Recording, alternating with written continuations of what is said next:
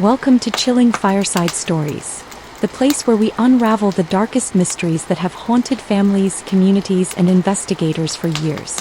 Today, we're diving into one of the most perplexing and tragic cases of our time, the disappearance of Kristin Smart, a young woman whose name became synonymous with missing persons cases across the nation. Before we get started, I'd like to remind you to subscribe and hit the bell icon to stay updated on more of these gripping true crime stories. And if you appreciate the work I do to bring these cases to light, please consider sharing this video with others. It helps me continue producing content that matters. Kristin Denise Smart was a bright, energetic, and kind 19-year-old student at California Polytechnic State University, known affectionately as Cal Poly. Originally from Stockton, California, Kristin had dreams of traveling the world and pursuing a career in architecture or journalism. Standing at 6 feet 1 inch, Kristin was a towering figure both physically and in her presence. She had a passion for life, a love for adventure, and was known for her lively personality. Despite her vibrancy, life at Cal Poly had its ups and downs for Kristin. She was adjusting to college life like so many freshmen, and her first year away from home came with its fair share of struggles. In the months leading up to her disappearance, friends noted that Kristin seemed to be navigating personal challenges, but no one could have anticipated what was to come. Kristin Smart was born on February 20, 1977, to Stan and Denise Smart in Augsburg, Germany, while her father was stationed overseas with the U.S. Army. Shortly after her birth, the Smart family moved to Stockton, California, where Kristin would grow up with her younger brother Matt and younger sister Lindsay. The Smart family was close-knit, and Kristin had a typical suburban childhood filled with family outings and shared memories. Kristin was known for her adventurous spirit and love for travel, a trait she shared with her family. The Smarts encouraged exploration and curiosity, values they instilled in their children. Kristin was bright, outgoing, and had a warm personality that drew people to her. She had a passion for sports, especially swimming, and excelled in academics. Kristin was also known for her artistic side, enjoying photography and writing, dreaming of one day making a difference in the world. Her parents, Stan and Denise, were dedicated and loving, always supporting Kristin's aspirations. They nurtured her strong work ethic, and she was determined to pursue higher education, enrolling at California Polytechnic State University in San Luis Obispo in 1996. Kristin was excited to embark on this new chapter of her life, filled with possibilities and dreams. It was the night of May 24, 1996, Memorial Day weekend, when Kristin was last seen. That Friday night, she joined other students in celebrating the holiday weekend. Like many other college students, Kristin decided to attend an off-campus party at a house near the Cal Poly campus. She left her dorm without any identification or money, which in retrospect, became an unsettling sign. The party started out as an ordinary college evening. It was Memorial Day weekend, and many students were either away for the holiday or, like Kristin, enjoying the social scene on campus. Kristin, who was typically more reserved and focused on her studies, decided to join friends at the party to unwind. Some reports suggest that Kristin was feeling out of place at the time and eager to make new friends, which may have influenced her decision to attend the gathering. The party itself was typical of college life: loud music, drinks, and clusters of students chatting and dancing. Kristin, known for her tall and striking appearance at 6 feet 1 inch, stood out in the crowd. Witnesses described her as having fun but not knowing many people there. Accounts suggest that Kristin had been drinking and might have become intoxicated as the night went on. As the party continued, Kristin's behavior reportedly began to shift. Multiple witnesses recalled seeing her appear disoriented, possibly from the alcohol, which made her vulnerable. At one point during the night, Kristin was spotted lying on a lawn outside the party, seemingly unable to get up on her own. Several people reported this strange behavior, but there was little immediate concern. After all, it was a college party, and intoxicated students were not uncommon. At around 2 a.m., Kristin was ready to leave. It was then that she crossed paths with Paul Flores, a fellow student at Cal Poly. Paul, who had attended the same party, offered to walk Kristin back to her dorm. Another partygoer, Cheryl Anderson, also joined them for part of the walk. According to Anderson, Paul insisted on taking Kristin the rest of the way after Cheryl reached her own dorm. Kristin was last seen with Paul Flores walking toward the dorms, but she never made it back to her room. This final encounter would become the focal point of the investigation. At the time, Paul Flores claimed he left Kristin near her dorm and returned to his own, but his story would soon be met with suspicion. Paul Flores has long been considered a person of interest in the case, with many speculating about his involvement due to the inconsistencies in his story and his suspicious behavior following Kristin's disappearance. Witnesses at the party noted that Flores had been hovering around Kristin for most of the night, showing a level of attention that made some uncomfortable. Several attendees would later report feeling that Flores' behavior was creepy and out of the ordinary. This testimony, combined with the fact that Flores was the last person to be seen with Kristin, only deepened the suspicion surrounding him. Paul Flores, the man who would later become the prime suspect in the disappearance of Kristin Smart, was a fellow student at California Polytechnic State University in San Luis Obispo at the time of her disappearance. He was 19 years old, just like Kristin, and living in Santa Lucia Hall, another dormitory on the campus. Flores had a reputation among some students for being socially awkward, with accounts from his peers describing him as someone who struggled to make friends and often exhibited odd behavior at parties. Flores' involvement in the case began when it was revealed that he was the last known person to be seen with Kristin on the night she disappeared. At the off-campus party, which took place at a fraternity house, witnesses reported that Flores appeared to be intoxicated and had interacted with Kristin throughout the evening. It's important to note that Kristin herself had been drinking that night, and by the time she left the party, she was reportedly in a state where she needed help walking. Two other party attendees, Cheryl Anderson and Tim Davis, offered to help Kristin walk back to her dorm, but at some point along the way, Paul Flores appeared and volunteered to take her the rest of the way since his dorm was located closer to Kristin's. He told Cheryl and Tim that he could handle it from there, and the group parted ways. This would be the last time Kristin was seen alive. Following Kristin's disappearance, Flores' behavior drew suspicion almost immediately. When initially questioned by the campus police, he claimed that he had walked Kristin back as far as his dorm, after which she continued on her own toward her residence in Muir Hall. However, investigators quickly found inconsistencies in his story, and his attitude during interviews only deepened the concerns. Flores appeared nervous and evasive, frequently changing his story, which raised further red flags. In addition to his suspicious behavior, Paul Flores had a troubling history. Later reports revealed that several women had accused him of sexual misconduct prior to Kristin's disappearance.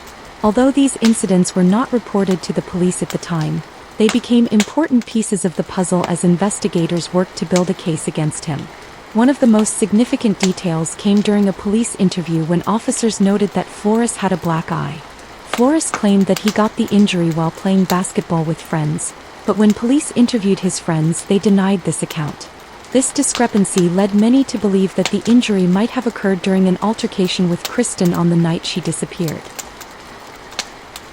Kristin Smart's disappearance didn't initially raise alarms among her friends or roommates, which is a crucial detail in understanding how the investigation unfolded in the early days. Kristin lived in Muir Hall, one of the student residence halls at Cal Poly, where she shared her living space with other students. That weekend, it wasn't unusual for students to be out late, especially with the long Memorial Day holiday, so her absence wasn't immediately noticed or considered suspicious. Kristin's roommates later reported that they assumed she had stayed somewhere else overnight, which wasn't uncommon for college students. They had no immediate reason to be concerned when Kristin didn't return to the dorm by the next morning. There were no cell phones or social media at the time, making it harder to track someone's whereabouts quickly. Friends and roommates likely believed Kristin would show up later in the day, possibly recovering from the party or spending time with other friends. It wasn't until Sunday, 2 days after the party, that concerns began to grow. Kristin had a shift at her on-campus job, and when she failed to show up, it was clear something was wrong. By Monday, when she still hadn't returned and no one had heard from her, her friends and roommates became increasingly worried. They checked her dorm room, and when they found that nothing was out of place and her belongings were untouched, panic set in. Her roommate reported Kristin missing to campus police, but unfortunately the response was delayed. Initially, the campus police didn't treat her absence with the urgency that might have been expected in such a case. They speculated that Kristin may have gone on a spontaneous trip for the weekend or was staying with friends. citing the fact that it was a holiday weekend. It wasn't until several days later that the police officially filed a missing persons report, losing valuable time in the investigation. This lack of immediate action by campus authorities was a point of frustration for Kristen's family and friends, as they believed that if the search had started earlier, the outcome might have been different. Kristen's friends and roommates were devastated, with some expressing guilt for not realizing sooner that something was terribly wrong. The early confusion surrounding her whereabouts and the delayed investigation left many questions unanswered and allowed crucial time to slip away in the search for her. These initial reactions from her friends and roommates played a critical role in how the case evolved, underscoring the frustration and heartbreak that followed. The fact that Kristen's absence wasn't treated as an emergency until it was too late would haunt those closest to her, as well as the investigators for years to come. Once it became clear that Kristen had vanished without a trace, the investigation ramped up. The San Luis Obispo Sheriff's Office took over from campus police, and the FBI was brought in to assist. Search teams scoured the campus and surrounding areas, utilizing cadaver dogs, helicopters, and volunteers. They searched nearby canyons, water sources, and every corner of the campus, but Kristen was nowhere to be found. The focus of the investigation quickly zeroed in on Paul Flores, who refused to cooperate with the police. Flores gave conflicting statements about the night of Kristen's disappearance and declined multiple requests to take a polygraph test. His dorm room was searched, but investigators did not find any solid evidence to link him directly to Kristen's disappearance. As the investigation continued, the media picked up on Kristen's disappearance, and it became a national story.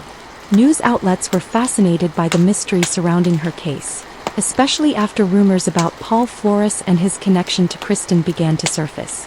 The public was gripped by the story of a bright young college student who vanished in the middle of the night. The media frenzy only increased the pressure on investigators to find answers. Kristen's parents, Stan and Denise Smart, became public advocates for their daughter, appearing in interviews and appealing to anyone who might have information about what happened that night. The lack of concrete evidence and the failure to make an arrest added to the public's frustration. The media's involvement also led to a surge of tips, both credible and outlandish. Hundreds of leads were followed, but none resulted in significant breakthroughs. The Smarts became vocal critics of how local authorities handled the case, often appearing on national news programs to keep the pressure on. Their emotional pleas resonated with many, but the case remained cold. Despite the initial efforts of investigators and the growing public attention, the case began to lose momentum as the years passed. Leads dried up and the once vibrant media coverage faded into the background. For Kristen's family, the lack of progress was devastating. They had pinned their hopes on law enforcement finding their daughter or at least uncovering what had happened to her. But as time went on, those hopes began to dim. The Smart family refused to give up. They established the Kristin Smart Scholarship, which honors her memory and supports students who exhibit the same passion for life that Kristen had. Through this scholarship, the Smarts kept Kristen's name alive, but their frustration with the lack of action in the investigation was palpable. They believed that critical mistakes had been made early in the case, particularly with how long it took for authorities to declare Kristen missing. The case's stagnation became a painful reminder of the limitations of the justice system, especially in cases where concrete evidence is scarce.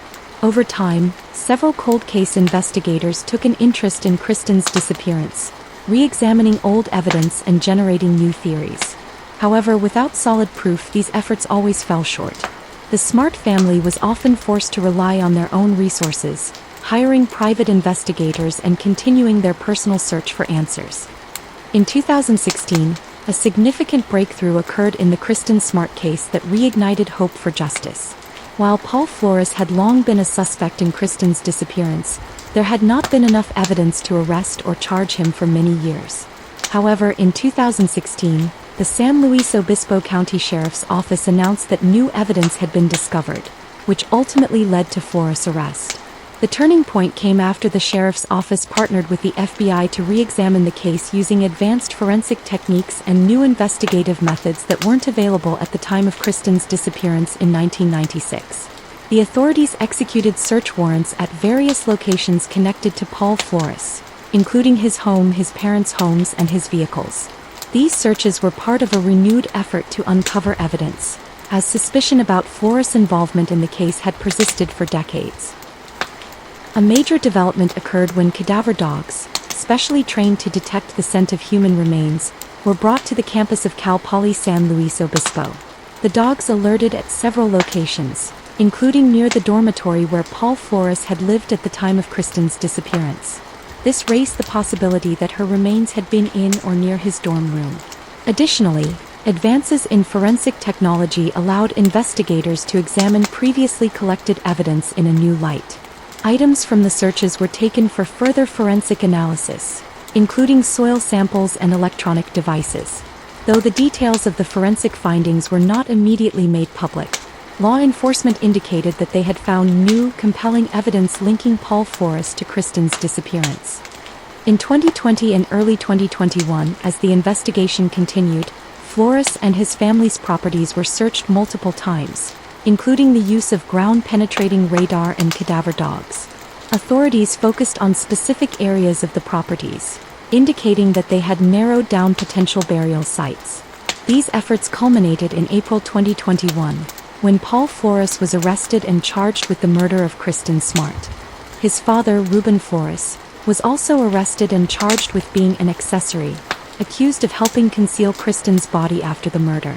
Investigators revealed that they believed Kristen's body had been buried under Ruben Flores' deck at his home in Arroyo Grande, California, but had later been moved. This chilling revelation suggested a long-standing cover-up involving Paul and his father, which explained why Kristen's remains had never been found despite earlier searches. The trial for Paul Flores began in July 2022 in Monterey County after the case was moved from San Luis Obispo to ensure an impartial jury. The prosecution argued that Paul Flores had attempted to sexually assault Kristen the night of her disappearance and had subsequently killed her when she resisted. They alleged that his father, Ruben, helped Paul dispose of Kristen's body in an effort to protect him from facing the consequences of his actions. The defense, however, insisted that there was no physical evidence linking Paul to Kristen's death. They claimed that without a body or any concrete forensic evidence, the case was built on speculation and circumstantial evidence. Nonetheless, the testimony of several key witnesses, combined with the suspicion that had followed Paul Flores for decades, painted a grim picture of his involvement in the crime. The trial was emotionally charged, with members of the Smart family in attendance every day. They listened intently as prosecutors detailed how Paul Flores had allegedly preyed on Kristen, using her intoxicated state as an opportunity to take advantage of her. The defense, on the other hand, raised questions about the handling of the investigation, particularly the initial delays and missed opportunities to collect evidence. In October 2022, Paul Flores was found guilty of Kristin Smart's murder. After more than 2 decades of anguish, Kristen's family finally saw justice for their daughter. Paul was sentenced to 25 years to life in prison, bringing an end to one of California's most notorious unsolved cases. His father, Ruben Flores, was acquitted of the accessory charge, though many still believe he played a role in covering up the crime. For the Smart family, the verdict brought a bittersweet sense of closure. While they were grateful for the justice they had long sought, the fact remained that Kristen's body had never been found, and their daughter was never coming home. Still, the conviction of Paul Flores meant that the person responsible for their pain would face the consequences of his actions. The conviction was hailed as a victory for victims' families everywhere, especially those who had waited years for answers. It also reignited conversations about campus safety, with many calling for universities to do more to protect students from predators. The Smart family vowed to continue advocating for the rights of missing persons and their families, using their platform to help others who were enduring similar heartbreak. The legacy of Kristin Smart extends far beyond her tragic disappearance. In the years following her murder, the Smart family has worked tirelessly to ensure that other families don't have to experience the same pain. They have been vocal advocates for missing persons, often speaking at events and fundraisers to raise awareness about the importance of immediate action in missing person cases. The Kristin Smart Campus Safety Act, passed in California in 1998, requires campus law enforcement agencies to immediately notify local law enforcement if a student is reported missing. This law was a direct result of the delays in Kristen's case, and it has since saved countless lives by ensuring that time is not wasted when a student goes missing. In addition to legislative efforts, the Smart family established the Kristin Smart Foundation, which continues to provide scholarships and support to students in her memory. The foundation is also dedicated to advocating for missing persons and their families, helping to bring attention to cases that might otherwise be forgotten. Kristen's name has become a symbol of resilience, hope, and the relentless pursuit of justice. As we close the chapter on this tragic and long-awaited case, we are reminded of the importance of never giving up. The story of Kristin Smart has shown us that even in the face of unimaginable heartbreak, justice can prevail. If you or anyone you know is struggling with a missing loved one, there are resources and organizations out there that can provide support. I will include links in the description to some of these foundations, both in the US and the UK. Once again, thank you for joining me today at Chilling Fireside Stories. Your support means the world to me. Please remember to subscribe and hit the bell icon so you never miss one of our stories. And if you found this video impactful, consider sharing it with others. It helps keep these important cases in the spotlight. As always, stay safe, stay curious, and remember, the truth is out there waiting to be uncovered.